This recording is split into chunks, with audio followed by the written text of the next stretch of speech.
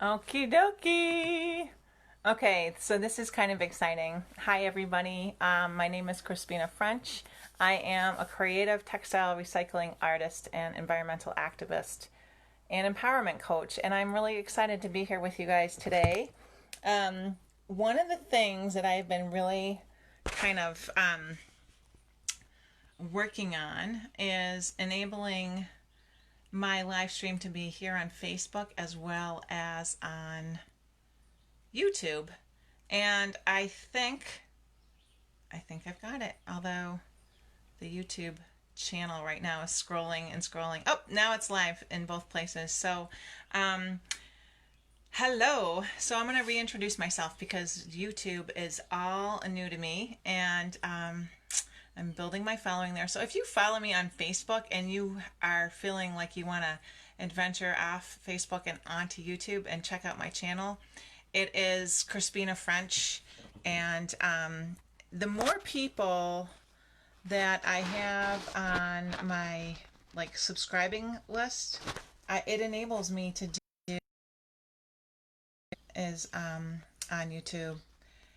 So if you have a chance and you don't mind popping over there to subscribe, that'd be awesome.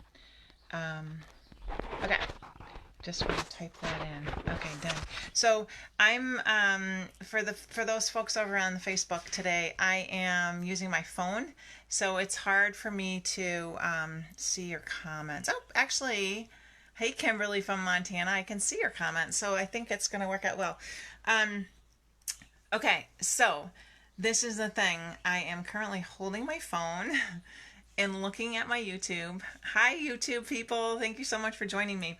My name is Crispina French, and I am a textile recycling artist, environmental activist, and I also am an empowerment coach. And I just got in from my garden, and it's really hot today. So I live in Western Massachusetts in a little town called Beckett, and it's a beautiful, hot, sunny day today. So I wanted to talk to you guys about this project that I'm working on. It's called the Stitch Along, and I've actually spoken about this a little bit in the past, but every day there's a few steps going forward that are pretty exciting.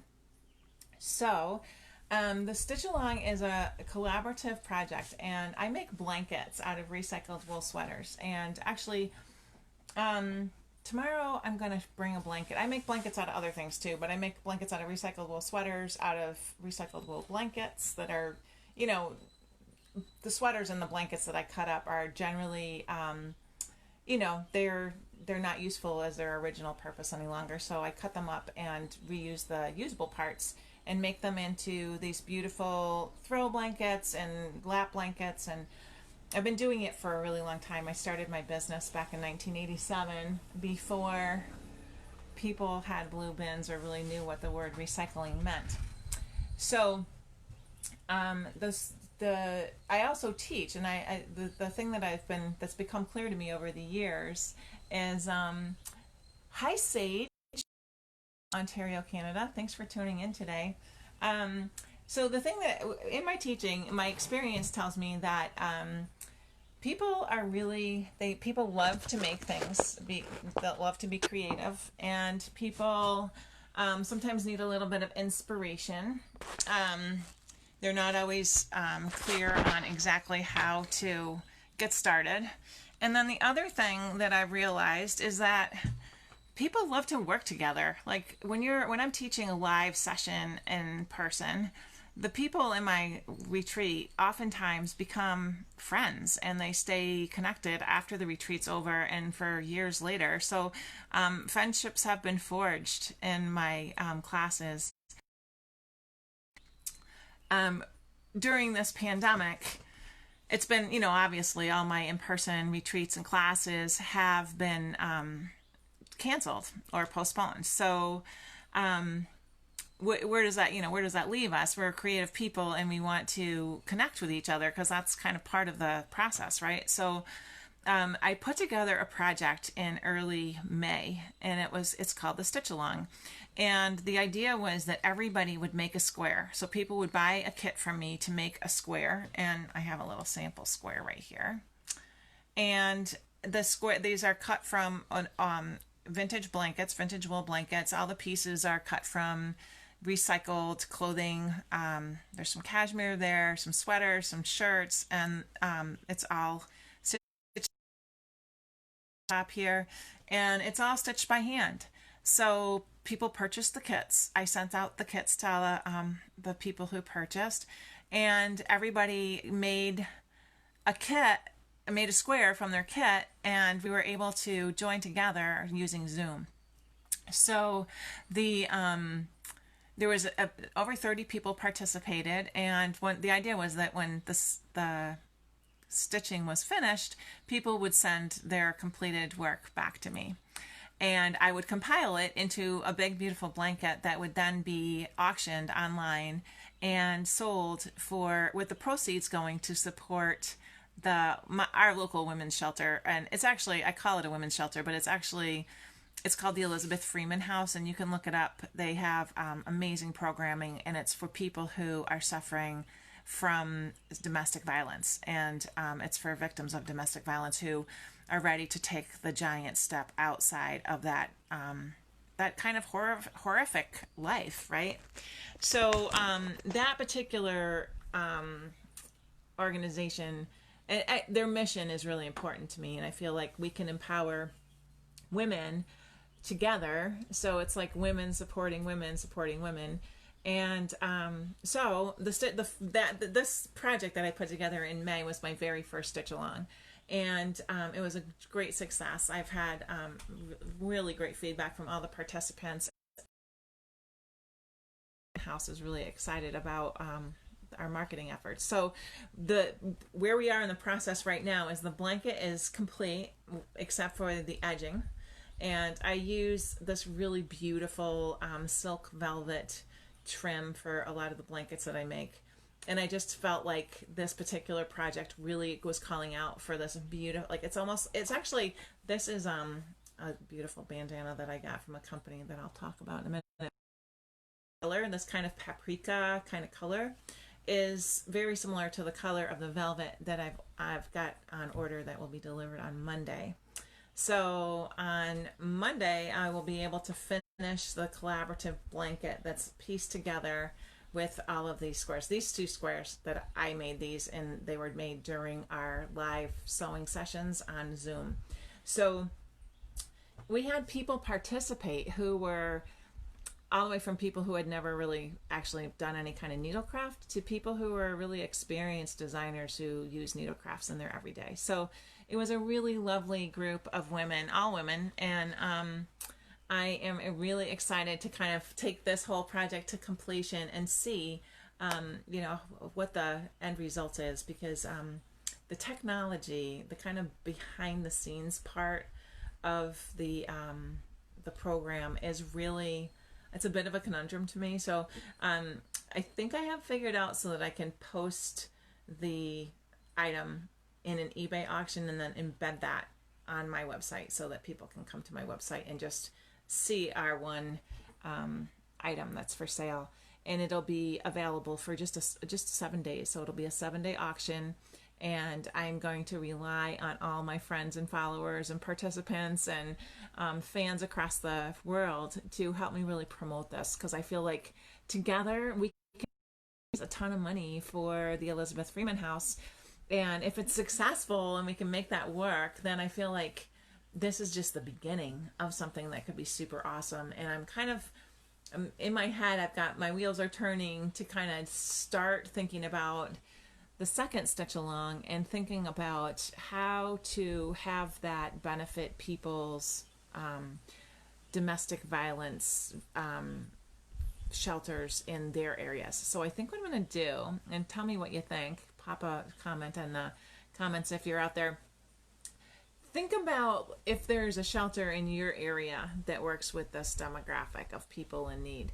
And if you participate, this is what I'm thinking about doing. If you participate in the stitch along and you have an organization that you would like to recommend to be the recipient of the proceeds from the auction, you can submit it, and then the entity will be chosen from the participants. So it won't just benefit my locale, but it'll benefit, whoever's organization gets chosen. And there'll be stipulations. We'll check into the organization and just be sure that they're a not-for-profit and they're doing the work that we'd like to support. So that is what I'm thinking about for our next big project. So for anyone who just tuned in, my name is Crispina French, and I am a textile recycling artist, environmental activist, and empowerment coach. And I have a membership called Circle, and I make and sell my work on my website, which is crispina.com, and it's spelled CRISPINA.com.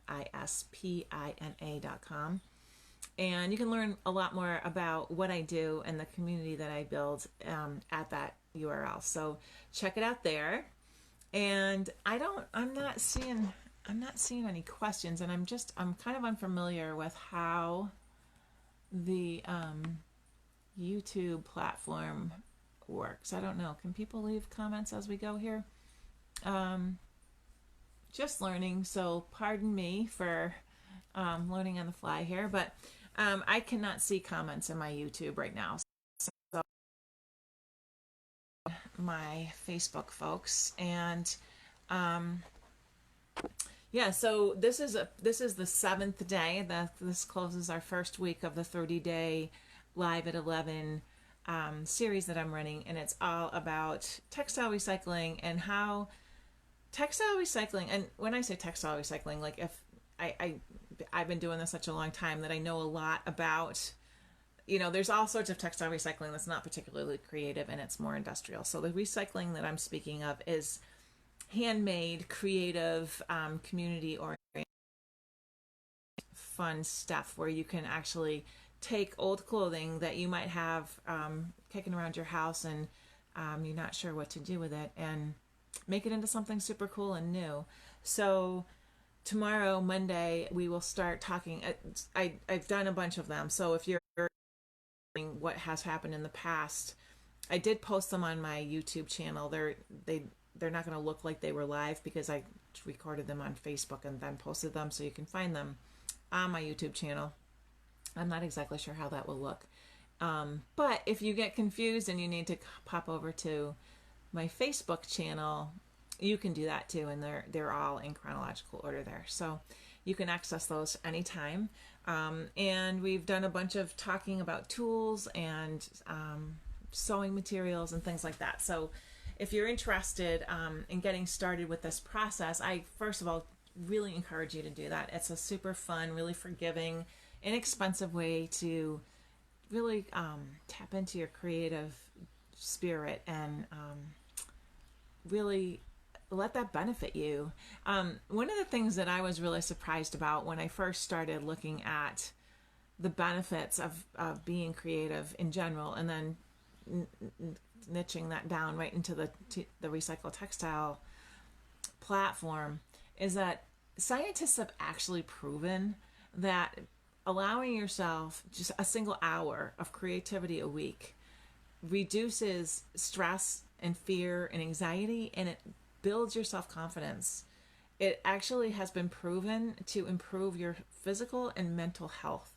So right now, in light of all the crazy things going on out there in the world for, in this time of COVID, I don't know about you, but I really like knowing that I can take really good care of my body and really keep any kind of ailment at bay. So this is one really fun way to do that. And I feel like, I don't know, you guys, like, I wish I could talk to you. So this platform is not ideal, but yesterday I went to our town beach, okay? And Beckett, Massachusetts, population. And the place was packed. Like, when we first got there, it was kind of, not so packed. And we had a little area that was kind of like for me and my 2 daughters. And my girlfriend met us there with her 2 daughters. And which was even like, she's a little bit more comfortable with social interaction than I am as far as like hanging out with people goes. I haven't hung out with anyone, certainly not without a mask. And there I am at the beach.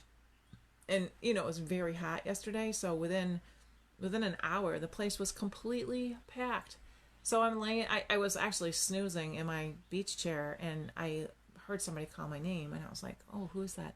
And I looked up and I couldn't really make out who this person was. And it was a person who I hadn't seen in 25 years.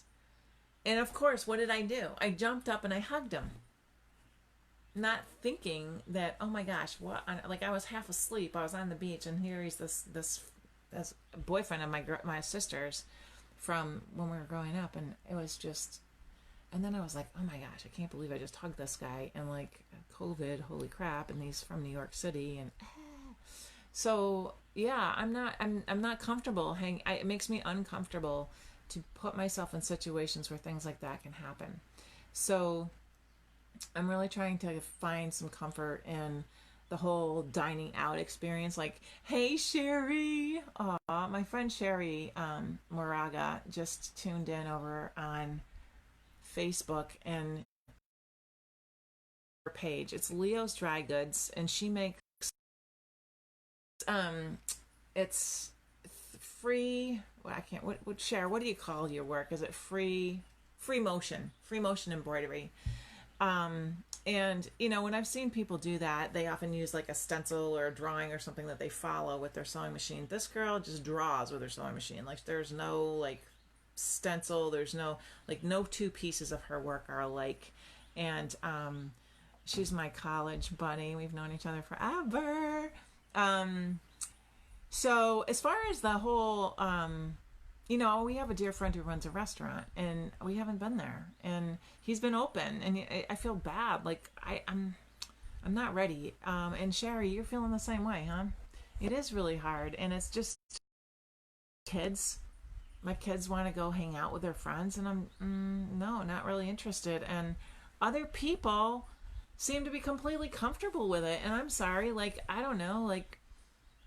Yeah. So anyway, textile recycling allows this whole program, the stitch along for sure, and then the rest of what I do allows for people to connect via technology. So Zoom is my new best friend, and if even if you're a knitter in your home and your girlfriend who you used to sit and knit with is across town, like get on Zoom, shoot the breeze with your friends, and don't let that part of your life slide by without realizing its importance, especially now.